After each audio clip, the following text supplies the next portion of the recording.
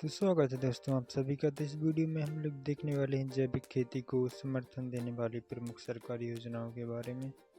तो जैविक खेती का महत्वपूर्ण टॉपिक है, तो सारी डिटेल से हम लोग देखने वाले हैं, तो वीडियो में बने रहिएगा आखिरी तक। तो पढ़ते हैं आगे। तो सबसे पहली है परंपरागत कृषि विकास योजना, जिसे PKVY कहते हैं। यह जैविक खेती को बढ़ावा देने के लिए केंद्र सरकार की प्रमुख योजना है। तो इसका उद्देश्य क्लस्टर या समूह आधारित दृष्टिकोण के माध्यम से जैविक खेती को बढ़ावा देना और टिकाऊ जैविक कृषि प्रणालियों का विकास करना। और इसकी विशेषताएं, मुख्य विशेषताएं: किसानों के समूहों को बनाना जिनमें आमतौर पर 20 हेक्टेयर या 50 किसान होते हैं। किसानों को 3 वर्षों के लिए 50,000 प्रति हेक्टेयर तक की वित्तीय सहायता प्रदान करना। इस राशि में 31,000 प्रति हेक्टेयर 3 वर्ष किसानों को सीधे जैविक खाद्यान्नों, बीज, जैव उर्वरक, जैव कीटनाशक, वर्मी कंपोस्ट आदि की खरीद के लिए दिए जाते हैं।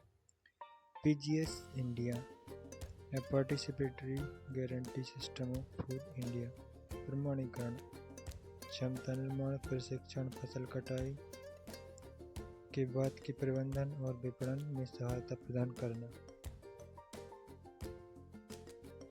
भारतीय प्राकृतिक कृषि पद्धति या BPKP, यह PKVY की उपयोजना है। इसे 2020 से 2021 प्राकृतिक खेती, zero budget natural farming site को बढ़ावा देने के लिए शुरू किया गया। तो अगली है उत्तर पूर्व क्षेत्र के लिए mission organic value chain development. तो यह योजना विशेष रूप से उत्तर पूर्वी राज्यों अरुणाचल प्रदेश, असम, मणिपुर, मेघालय, मिजोरम, नागालैंड, सिक्किम और त्रिपुरा के लिए है। उद्देश्य जैविक उत्पादों के लिए एक संगठित मूल्य श्रृंखला विकसित करना, यानी उत्पादन से लेकर प्रसंस्करण, प्रमाणीकरण और विपणन तक पूरा समर्थन देना। इसकी मुख्य विशेषताएं: किसानों को 3 वर्षों के लिए 32,500 प्रति हेक्टेयर तक की वित्तीय सहायता प्रदान करना। यह सहायता जैविक खाद्यान्नों, गुणवत्ता, बीज और रोपण सामग्री के लिए होती है। किसान उत्पादक कंपनियों के माध्यम से बड़े समूहों को बढ़ावा देना। प्रसंस्करण इकाइयों, पैकेजिंग, ब्रांडिंग और मार्केटिंग के लिए बुनियादी ढांचे के विकास में सहायता प्रदान करना। राष्ट्रीय कृषि विकास योजना RKVY, यह योजना राज्य सरकारों को कृषि और संबंधित क्षेत्रों में उनकी विशिष्ट जरूरतों के अनुसार परियोजनाएं शुरू करने की स्वतंत्रता देती है, जिसमें जैविक खेती भी शामिल होती है। उद्देश्य कृषि और संबंधित क्षेत्रों में समग्र विकास के माध्यम से वार्षिक विकास दर प्राप्त करना। जैविक खेती में भूमिका: इस योजना के तहत राज्य जैविक खेती को बढ़ावा देने के लिए अपनी जिला कृषि योजनाएं, डिस्ट्रिक्ट एग्रीकल्चर प्लान्स के हिस्से के रूप में परियोजनाएं विकसित कर सकते हैं, जिसमें सब्सिडी प्रदान करना भी शामिल हो सकता है।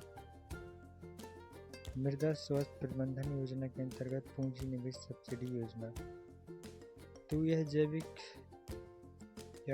खाद्यान्नों के व्यावसायिक उत्पादन इकाइयों को प्रोत्साहित करने के लिए है। इसका उद्देश्य देश में जैविक उर्वरकों, जैव कीटनाशकों और कंपोस्ट जैसे जैविक खाद्यान्नों की उपलब्धता बढ़ाना। मुख्य लाभ: वर्मी कंपोस्ट, बायो फर्टिलाइजर, जैव उर्वरक या बायो कीटनाशक उत्पादन इकाइयों की स्थापना के लिए पूंजी निवेश पर सब्सिडी प्रदान की जाती है। यह योजना नाबार्ड के सहयोग से कार्यान्वित की जाती है। राष्ट्रीय बागवानी मिशन, तो यह योजना बागवानी क्षेत्र के विकास पर केंद्रित है और इसके तहत जैविक खेती के लिए भी समर्थन प्रदान किया जाता है। जैविक खेती में भूमिका: बागवानी फसलों में जैविक खेती के प्रदर्शन, प्रमाणीकरण और प्रशिक्षण के लिए सहायता प्रदान की जाती है। तो किसानों की लाभ: तो PKVY में 31,000 जैविक इनपुट के लिए और इस योजना में 32,000 जैविक इनपुट के लिए प्रदान किए जाते हैं। तो दोस्तों, हम लोगों ने देख चुके हैं इन योजनाओं के बारे में। तो इतना काफ़ी है दोस्तों आप लोगों के लिए देखने के लिए। तो और भी टॉपिक पर अगर वीडियो और नोट्स आपको चाहिए तो आप लोग कमेंट कर सकते हैं, और बाकी वीडियो आपको प्लेलिस्ट पर जाके मिल जाएंगे, तो कहीं और जाने की आवश्यकता नहीं है। तो चैनल को सब्सक्राइब कर सकते हैं, वीडियो को लाइक भी करें।